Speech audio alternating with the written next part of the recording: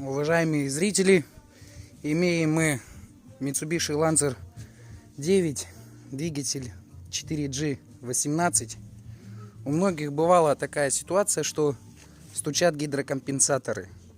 И вот чтобы определить, в принципе уже много видео было, но как определить, какой из гидрокомпенсаторов стучит. То есть вот они.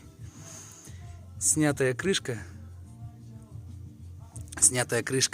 Проверяем гидрокомпенсаторы, они не должны продавливаться. А вот этот вот, смотрите, пустой. Скорее всего, шарик залип. Вот он. И вот он, неважно, на холодную, на горячую, вот он и будет стучать. Этот молчит, этот тоже молчит.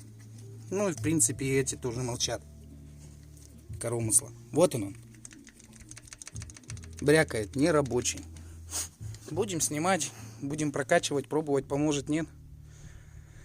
Отпишусь потом, запишу еще одно видео, посмотрим, будет ли результат. Ибо нужно будет просто его покупать новый.